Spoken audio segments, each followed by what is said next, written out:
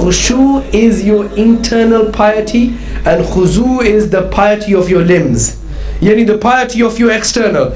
So he says, I swear by Allah, your internal and external is not hidden from me. But maybe somebody would thought that maybe Jibreel came and told him. Huh? Because Jibreel used to tell him. But maybe somebody thought that, as far as seeing is concerned, one person came up to Hazrat Usman Ghani radiyallahu ta'ala anhu, and he said, Huzur, pray for me, do dua for me. Hazrat Usman Ghani says, go, I don't do dua for you. He says, why? He says, have you seen when you go in the marketplace how many women you eye up? He says, how do you know that? He says, this is wahi. This is a question of wahi. Revelation. Did Allah reveal this upon you? He says, no. Did you not hear the hadith of the Prophet sallallahu alaihi wasallam? Ittaqu firasat al-mu'min innahu yanziru binurillah. Fear the insight of a mu'min, for he sees through the light of Allah subhanahu wa ta'ala. So maybe you can deduce from this hadith that maybe the Prophet sallallahu alaihi wasallam saw this person because Jibreel came and told him. But no, the second part of the hadith tells us how he saw him. He says, Wallahi la yakhfa alayya khushukum wa la khuzukum. I swear by Allah that I see your khushu and your khuzu is not hidden from me. How? He says, Inni la arakum min warai zahri. I see you behind me the way I see you in front of me. Now you tell me, can you see behind you the way you see in front of you? Because your eyes only allow you to see that. But he says, Allah yakhfa, wallahi, he swears by Allah. He says, Inni la arakum, I see you min wara'i zahri, the way I see you in front of me, I see you behind me in the similar way. Now you tell me, we can't see behind us because our bashariyat doesn't allow us, but the bashariyat of Rasulullah sallallahu alaihi wasallam allows him to see that which we cannot see. So is his bashariyat the same as our bashariyat?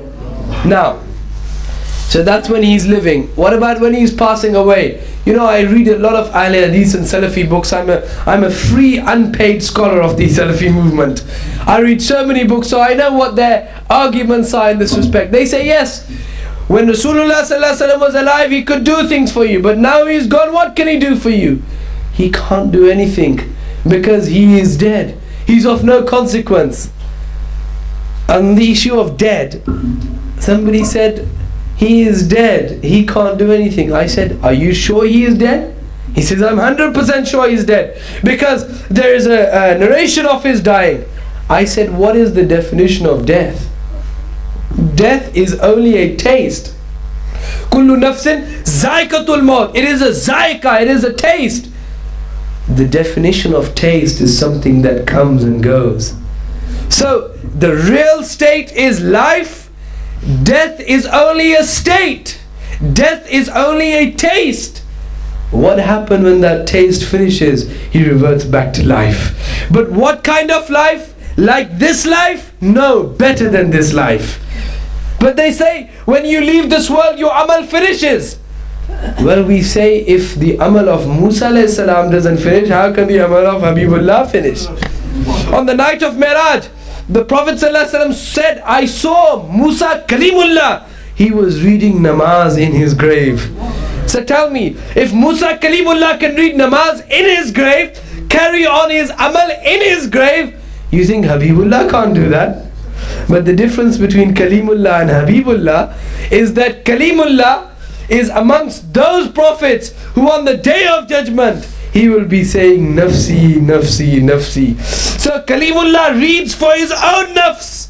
He reads for himself. But the Prophet ﷺ does not read or do anything for himself. Why? Because where 124,000 prophets, where they will be saying Nafsi, our master will be saying Ummati, Ummati, Ummati. So tell me, in the grave Rasulullah ﷺ, he says, Hayati khairul lakum wa mamati khairul lakum. My living is good for you, my dying is good for you. So how can he benefit us in his grave? Upon this hadith, I will conclude my lecture so you can ask questions and answers. The Prophet ﷺ said, every Thursday night, the Namai Amal, the record of good and bad of each ummati of mine is presented to me. Each ummati. And he says, when I look on the right side, وَإِيَّتُهُ خَيْرًا, if I see good deeds, Hamidullah, I thank Allah. Oh Allah, thank you, you have allowed my ummati to do good deeds.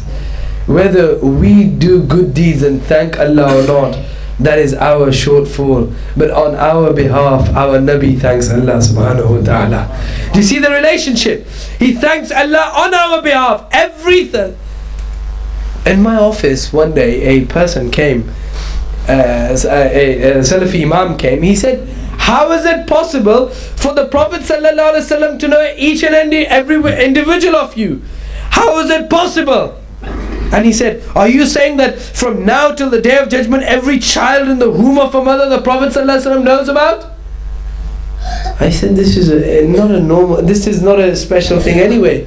Why? Because if you say that the Prophet ﷺ knows every child and that is a big thing, it is not a big thing. Why? Because even Adam a.s. knows every child that is to be born till the day of judgment. Even Adam a.s. knows every child that is to be born till the day of judgment.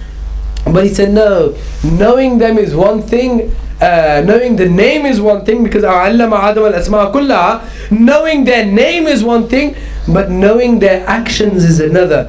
So the Prophet ﷺ may know your name, he knows you as Muhammad, he knows you as Nadeem, or he knows you as this, that and the other, but does he know about you? Is this possible? I said yes. Why? Because there is a hadith in Muslim, narrated in Muslim, that on the day of judgment, a Jahannami will be going towards Jahannam.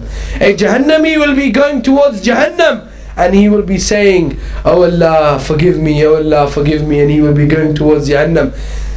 Suddenly, from behind, a voice will come. A voice will come, and that voice will say, oh Allah, do not send this person to Jahannam, I wish to intercede on his behalf. Allah will say, who intercedes on his behalf? Do you know who intercedes? It will be the Hajar Aswad. The Hajar Aswad will say, oh Allah, do not send this person to Jahannam because he has kissed me. Tell me, how many billions of people kiss the Hajar Aswad? What is the Hajar Aswad? It's a human being? Stone. Come on. It's a stone. But you kiss the stone and the stone does shafa'ah for you. So if a stone can recognize he who kisses a stone, you think it's difficult for Rasulullah ﷺ to recognize his ummati? That is why we may or may not kiss his stone, but we kiss our thumbs. This is the way of the Ahl Sunnah wal Jama'ah. Anyway, long subject, some other time.